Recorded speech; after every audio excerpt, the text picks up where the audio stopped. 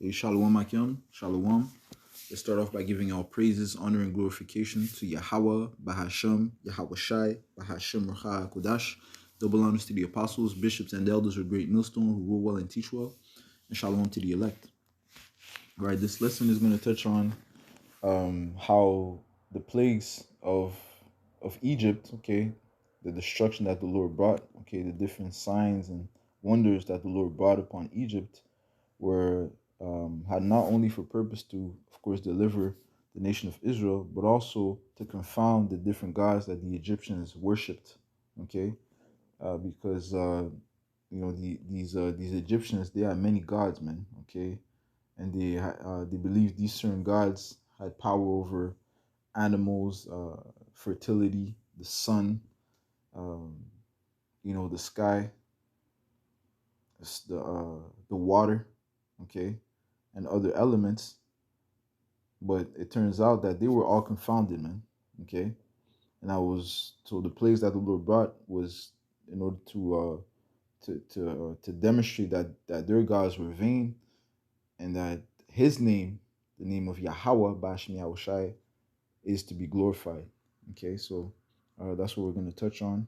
Let me start off with the book of Isaiah 42 and 8. It says, I am the Lord, Yahweh Bashem Yahushai, that is my name, and my glory will I not give to another, neither my praise to graven images. Okay, so we're not to praise, the gods of the nations, the gods of the heathens, okay, because they're all vain, okay, they're all false gods, okay, there's only one true power, okay, which his name is Yahweh Bashem Yahushai. And the Lord demonstrated that, okay, by bringing forth these plagues upon these Egyptians. So I have this information here, which I got online, and it goes into the corresponding Egyptian gods and goddess to the type of plague. Okay. I'm also going to bring out this information from the NLT, Illustrated Study Bible, okay, that I have here. And it basically enumerates the different gods that these Egyptians worshipped, and how they were associated to certain elements, and also by the power of Yahweh Bashem Yahushua, they were all confounded. So let's start here, okay. Let's start, okay, with the first one, Hapi, or Hapai, the Egyptian god of the Nile. Okay, this Egyptian god was a water bearer.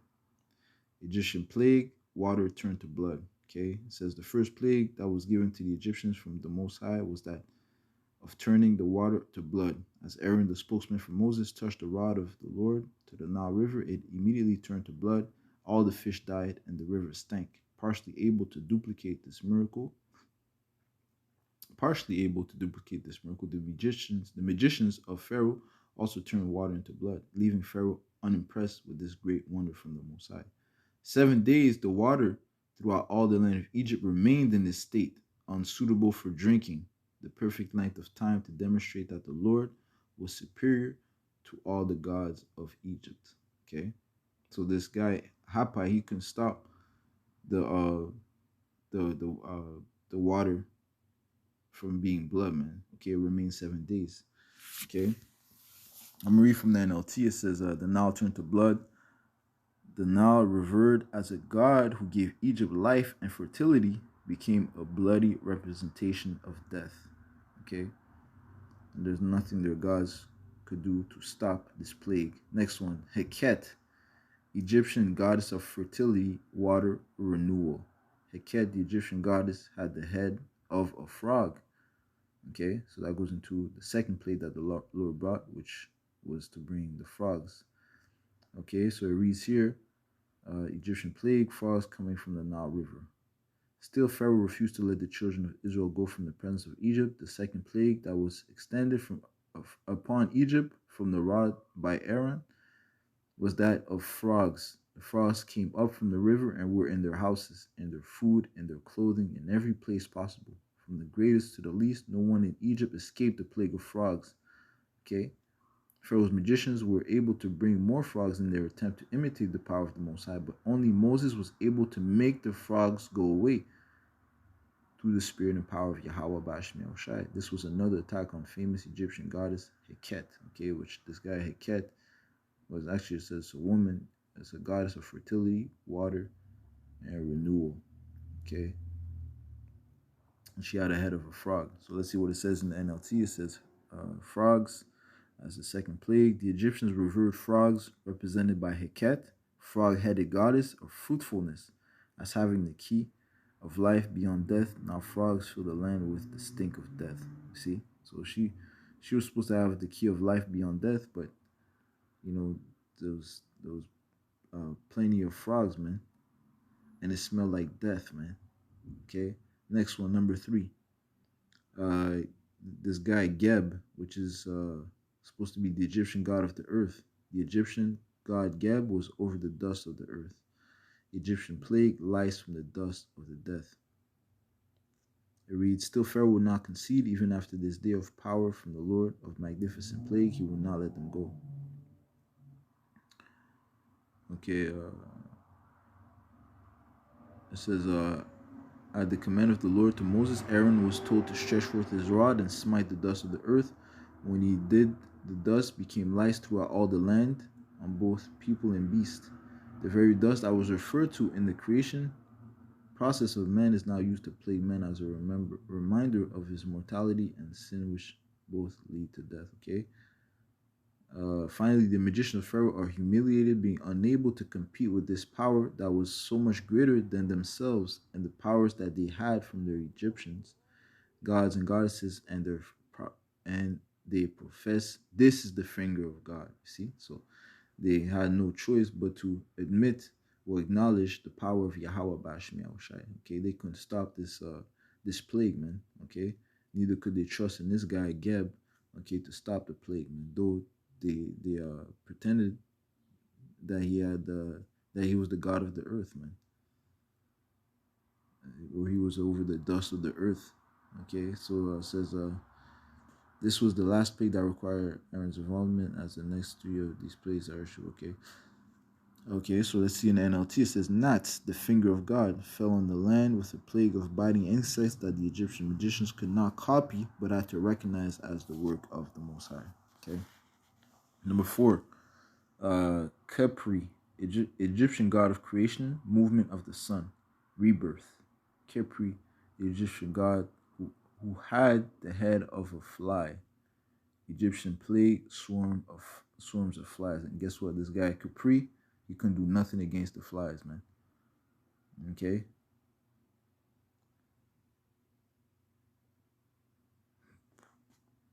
Okay, matter of fact, let's read the second paragraph. It says, plagued by flies, Pharaoh tried a new tactic and begins bargaining with the Lord.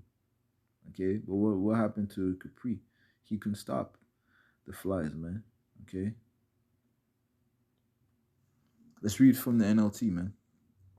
It says, number 4, flies. The Lord made a clear distinction between Israel and Egypt when swarms of biting flies, revered as embodying life from death, filled the land and tormented the Egyptians, including Pharaoh. Okay? So their God can stop their torment, man.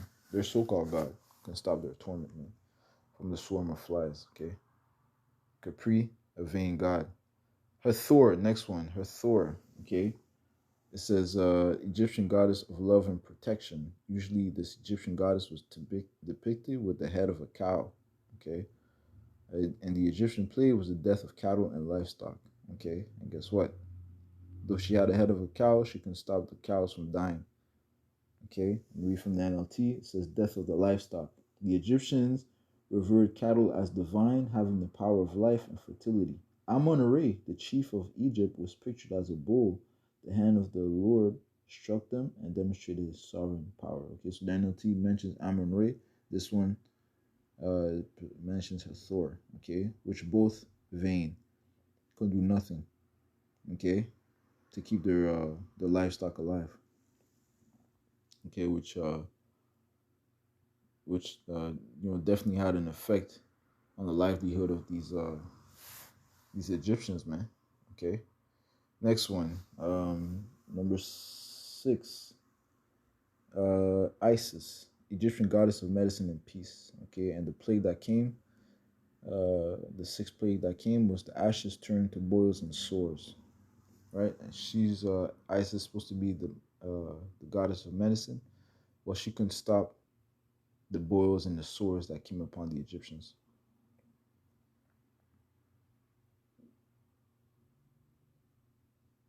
Okay.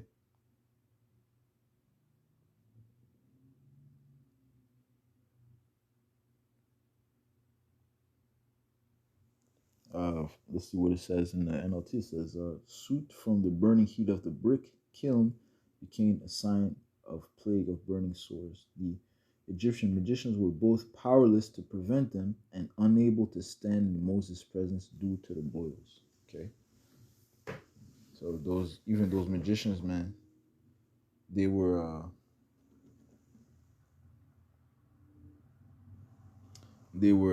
confounded. Okay, they are believing their gods. Their gods could do nothing.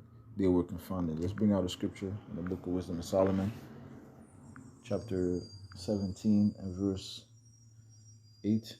It says here, "For they that promised to drive away terrors and troubles from a sick soul were sick themselves, fear worthy to be laughed at." Okay, you know, so we laugh at those that believe in other gods, man, strange gods, man. Okay,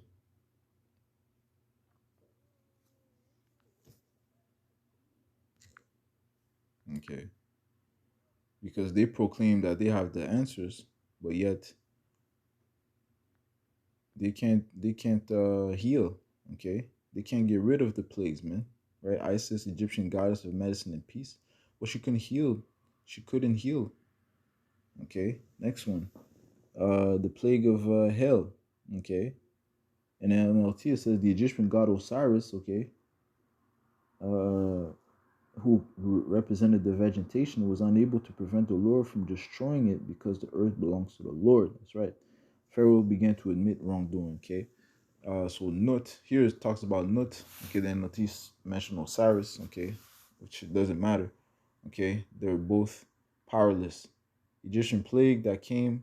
Well, this guy Nut supposed to have. She's supposed to be the goddess of the sky. So and she can stop the hail that rained down. Okay, the by fact the in fact the hail was mixed with fire. Okay, she can do nothing. Number 8, locusts. The Lord directed the wind and sent locusts to destroy the last of the vegetation, and with it any hope in Osiris to restore Egyptian crops. I just read from the NLT. Now let's read it here. It says Seth. Okay, he's supposed to be the Egyptian god of storms and disorder. Egyptian plague, locusts sent from the sky. Okay, so he's supposed to control the storms and the disorder, but he had no power to stop the locusts.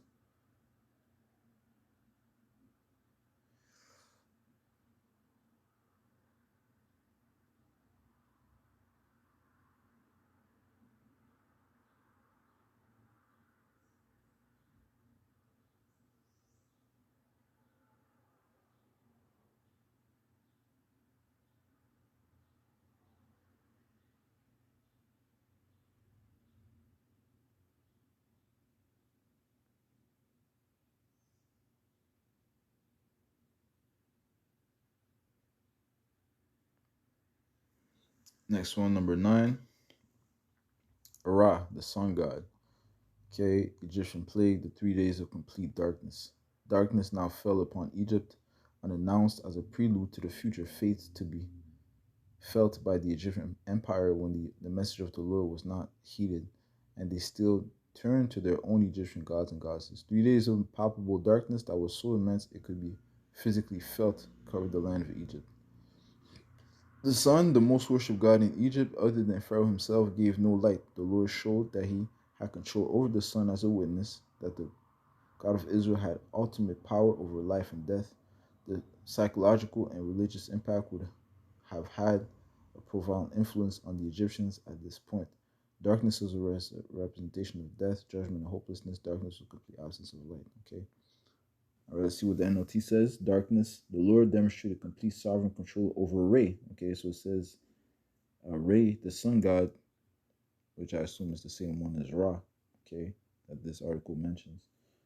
Okay, it says This the sun god Re, king of the gods, father of mankind. Okay. Confounded. Okay. He was confounded too. Let's matter of fact, let's read that in Wisdom of Solomon 17 verse 2. Start at verse 1. For great are thy judgments, Yahweh Bashmi Shai, cannot be expressed. Therefore, unnurtured souls have erred. For when unrighteous men thought to oppress the holy nation, right, these Egyptians, they being shut up in their houses, the prisoners of darkness, and fettered with the bonds of a long night, lay there exiled from the eternal providence. Okay? For while they supposed to lie hid in their secret sins, they were scattered under a dark veil of forgetfulness, being horribly astonished and troubled with strange apparitions. For neither might the corner that held them keep them from fear, but noises of waters falling down sounded about them, and sad visions appeared unto them with heavy countenances, man. Okay, so the Lord made faces appear unto them, visions. They have visions, okay, terrible sights. Okay, no power of the fire might give them light, neither could the bright flames of the stars endure the lighten to lighten that horrible night. Okay, that darkness that the Lord brought, man. Okay, so that guy Ra, okay, the sun god Ra, whatever, he couldn't bring light to them, man. Okay, okay, he couldn't stop them from fear.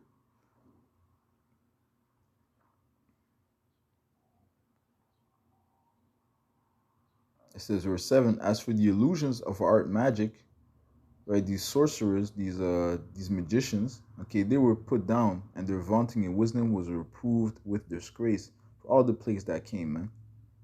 Okay, Maria 8 again, for they that promised to drive away terrors and troubles from a sick soul were sick themselves of fear worthy to be laughed at. Okay,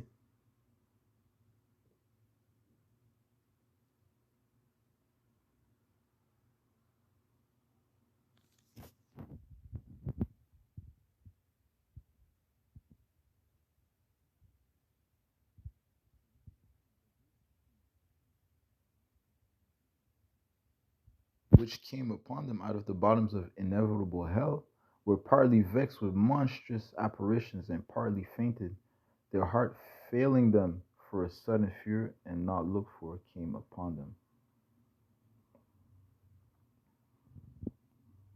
Okay.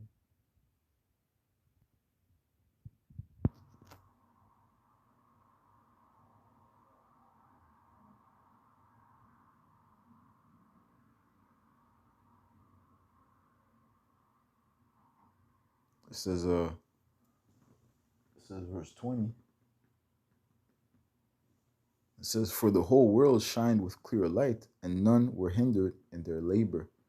Right? Because the Lord made sure that the Israelites had light. You know, we were in Goshen, the region of Goshen. We had light in Egypt, man. Okay, but verse 21 says, over them only was spread in heavy night an image of that darkness which should afterward receive them. But yet were they unto themselves more grievous than the darkness. Okay? Right? The Lord made a difference between the Israelites and the Egyptians. The Lord is known as the power of Abraham, Isaac, and Israel. Okay? All right, so their gods, okay, couldn't give them light, but our power, Yahweh Bashim Yahushai, gave us light. Okay? The Lord said He's gonna bring back the curses of Egypt again, man. Okay? All right? So He's gonna make a difference between, you know, the heathens, okay? Well, those that love Him and those that don't, man. Okay, those He loves and those He hates. Okay. Okay, so the last one, Pharaoh, the ultimate power of Egypt, Egyptian plague, death of the firstborn. Pharaoh, the king of Egypt, was worshipped by the Egyptians because he was considered to be the greatest Egyptian god of all. It was believed that he was actually the son of Ra himself, manifest in the flesh. Okay.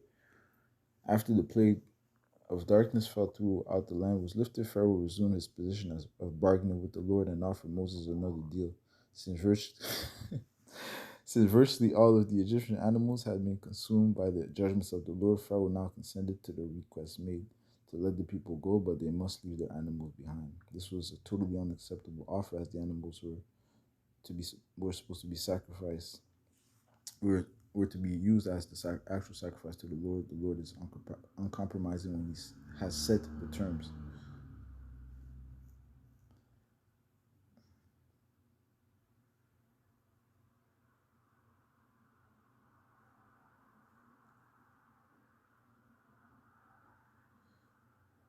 Okay, so let's see what the NLT reads, man. Okay, um,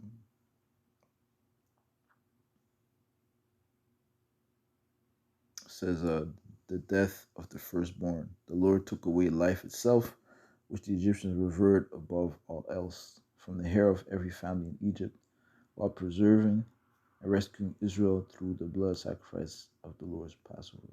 Okay, all right, all right. So, hey, you know they uh they worship life. You know these Egyptians. That's why they have this certain ceremonies of you know, we hear mummies. I think they try to preserve the body. You know, I think that goes into their worship of life. You know. But regardless, man, they weren't able to keep their firstborn alive. Okay, what did the Lord say? Let's go to the book of Deuteronomy 32, 39. It says, "See now that I, even I, am He, and there is no God with me. I kill and I make alive. I wound and I heal. Neither is there any that can deliver out of my hand." Right. So you can't just you know fight against the Lord to stay alive, man. You know, try to preserve your life. You know, man. The Lord kills and He makes alive, and says that no one can deliver out of His hand. Okay. So let's bring out a couple scriptures. Okay, we've seen that the 10 plagues were also set up to confound the different gods that these Egyptians worshipped. You know, and to prove also to the Israelites who Yahweh Bashem Yahushua is, man. Okay, and that ultimately His name um, was and is to be glorified. Wisdom of Solomon, chapter 14, chapter 14 and verse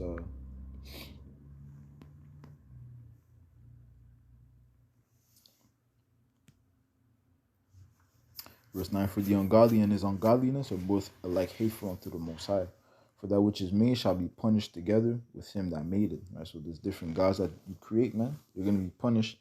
They're going to be punished just like those who made them, man. Okay? All these gods were confounded. All right? These so-called gods were confounded. These magicians, they were confounded. Pharaoh was confounded. Okay, verse 11. "Therefore, even upon the idols of the Gentiles shall there be a visitation." Okay, and that's what the Lord did. Because in the creature of the Most High, they are become an abomination and stumbling blocks to the souls of men and a snare to the feet of the unwise. And the fact that we were enslaved in Egypt for a long period of time, 400 plus years. Okay, we were seduced by well, I say we, the majority of Israelites were seduced by their gods, man. Okay, that's the reason why they made that calf that when Moses went up on the mountain. Okay, that golden calf, you know, which I believe was a representation of Osiris. Correct me if I'm wrong. Okay, but so Israel. The point is, they were still influenced by these Egyptians, man, their gods. That's why it says they are become an abomination, a stumbling blocks to the souls of men, and a snare to the feet of the unwise. For the devising of idols was the beginning of spiritual fornication, and the invention of them the corruption of life. Okay, for neither were they from the beginning, neither shall they be forever, unlike Yahweh Bashem Yahushai. For by the vainglory of men they entered into the world, and therefore shall they come surely to an end. Okay, that's what the Lord's gonna do, man, in the times that were coming. That's what He's doing eventually. Okay. he's consuming these idols and confounding these idols. He's gonna put an end to all these idols, man. Okay. Uh, let's go to Wisdom of Solomon 13 and verse 1. It says, surely vain are all men by nature who are ignorant of the Most High, and cannot out of the good things that are seen know him that is, neither by considering the works did they acknowledge the workmaster. Neither by considering the works did they acknowledge the workmaster. Right? Because the Lord created the water, he created the sun, he created the frogs. Okay. Verse 2, but deemed either fire or wind, or the swift air, or the circle of the stars, or the violent water, or the lights of heaven to be the gods which govern the world, with whose beauty if they being delighted took them to be gods, let them know how much better the Lord of them is, for the first author of beauty hath created them. But if they were astonished at their power and virtue, let them understand by them how much mightier he is that made them.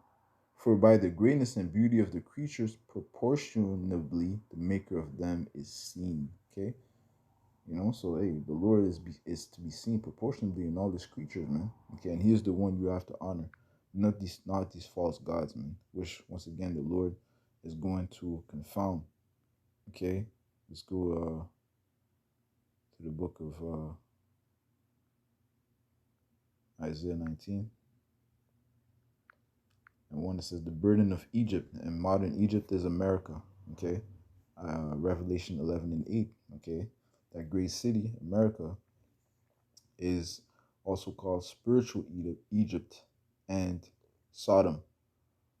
Okay? It says the burden of Egypt, behold, the Lord rideth upon a swift cloud. Okay? And that's how the Lord is going to visit Egypt, the world. Okay? He's going to come upon a swift chariot, a fast chariot, and shall come into Egypt, and the idols of Egypt shall be moved at his presence, and the heart of Egypt shall melt in the midst of it. Okay?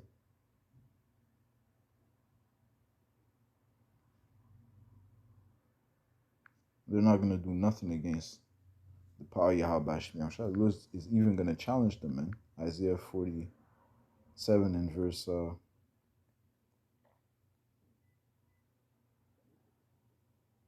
12 says here, stand now with thine enchantments. Okay, the Lord is speaking to Babylon, okay, America. He says, stand now with thine enchantments and with the multitude of thy sorceries, wherein thou hast labored from thy youth. If so be thou shalt be able to profit, if so be thou mayest prevail. Right? Let's try your sorceries, okay? Call upon your false gods, man, okay? Let's see if they're going to be able to deliver you. Verse 13, thou art wearied in the multitude of thy counsels. Let now the astrologers, the stargazers, the monthly prognosticators stand up and save thee from these things that shall come upon thee. Behold, they shall be as stubble, the fire shall burn them. They shall not deliver themselves from the power of the flame. There shall not be a coal to warm at, nor fire to sit before it. Okay? All right, so the Lord's going to bring a terrible fire, okay, and put an end to those false deities, man, those so-called gods, okay. He's going to confound them, same way he confounded the gods of ancient Egypt, okay, by bringing these different plagues, and all that was so that his name may be glorified and honored and praised throughout all the earth. Okay, so just wanted to bring out this information, Lord willing. This was edifying. I'm gonna finish off by giving all praises, honor, and glorification to Yahweh, Bahashem, Yahweh Shai, Bahashem, Kudash, the only true power. Double honors to the apostles, the bishops, and elders of great millstone, those who rule well and teach well, and shalom to the elect.